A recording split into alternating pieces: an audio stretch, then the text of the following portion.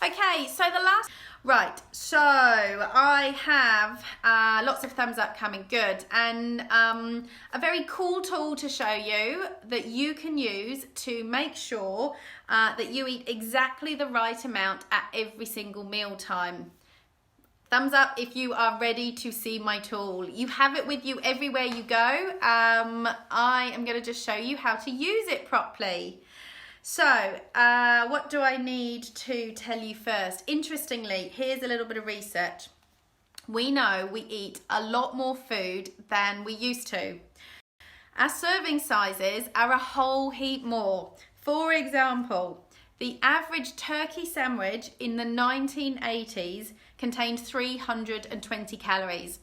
We don't get much turkey here. I used to eat a lot of it in the UK.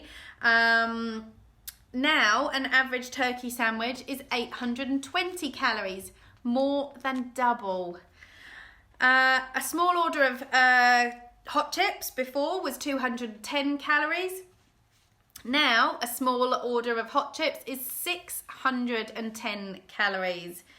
So it's an extra 400 calories for the same food, basically, because our portions are more than doubling. So this is what I want us to address, and Michelle has completely hit the nail on the head, and really timely, because she's proven exactly what I'm about to talk about. So how do we make sure we don't eat more? If we eat the right amount, you're probably going to find not only do you will your body find its more optimal weight, you will find that you might feel a bit less tired, a bit less bloated, a bit less blah, potentially even have less digestive problems.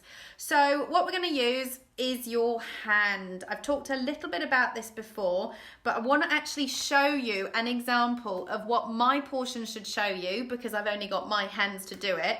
And I took today's dinner and modified it slightly with what was left, because there wasn't a lot of leftovers, and I'm going to show you what it would look like. First, fruits should be the size of your fist.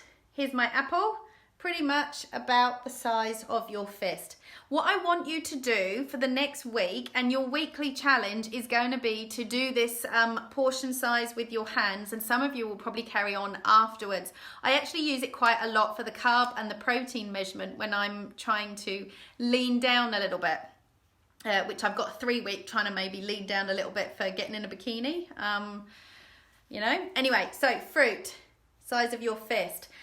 2 kiwi fruits, or a kiwi fruit and a half, would probably be about the size of my fist too. A couple of feijoas, 1 big orange. So there's your fruit. Your vegetables are actually 2 fists. Your greens, things like lettuce, salads, kale, would actually be 2 fists. Now, I actually ate too much lettuce today, and here's my plate. I've wrapped it so it doesn't all fall down, because my rice is going to fall down. This is actually when I kind of grabbed it with my hand and squidged it all up to look what a fist size would be. That was actually only about 1 fist.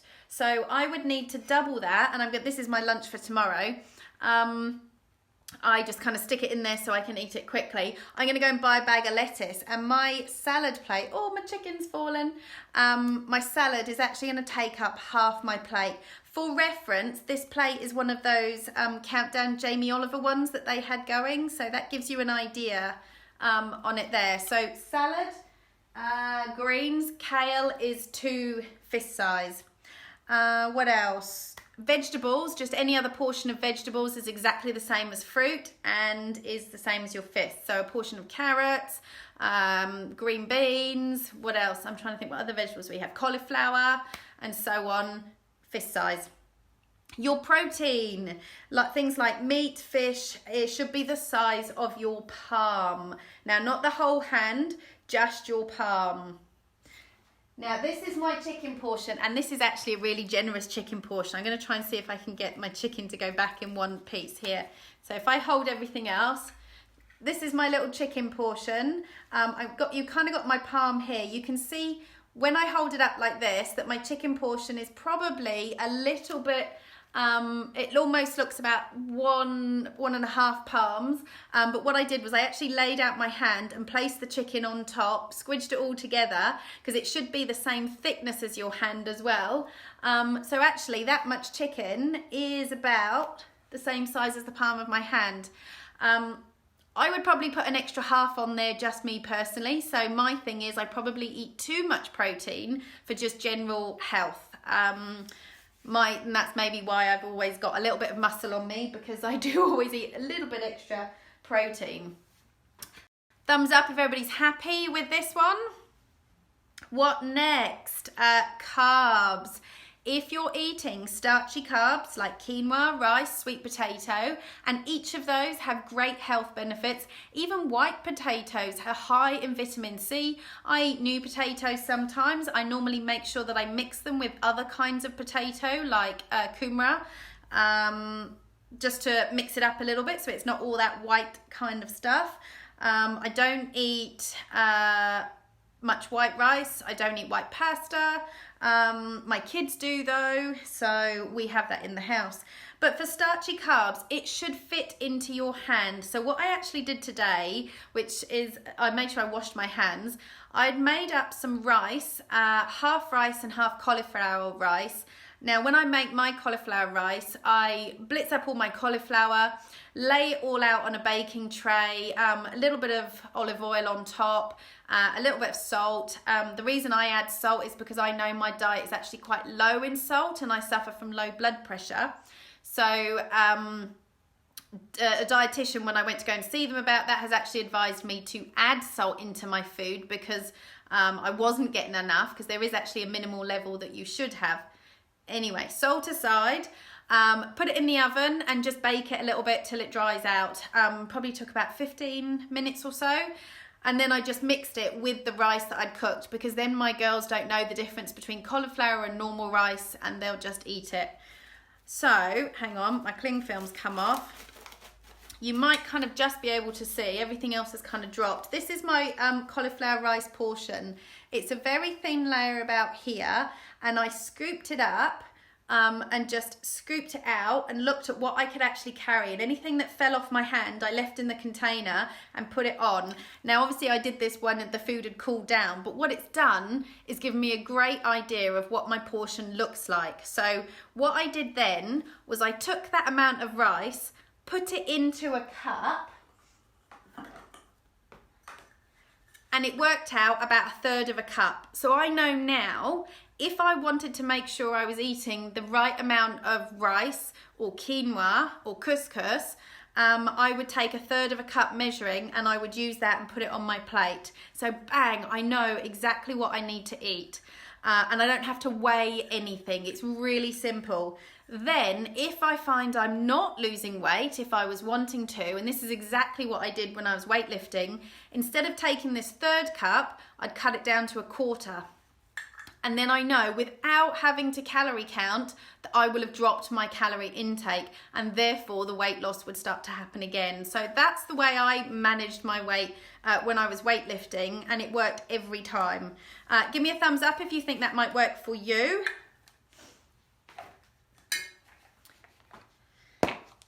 Oh, I didn't do it with pasta actually. We had some leftover pasta, cold pasta in the fridge. My kids like that. I took a scoop. Now I like to sometimes, when I'm making a chicken salad, I always put, especially if it's lunchtime, a little bit of couscous or a little bit of rice, cauliflower rice, or a bit of pasta, or some nuts on it and sprinkle it. So it's just got a bit of something more than chicken and salad, because otherwise I'm just hungry in about half an hour.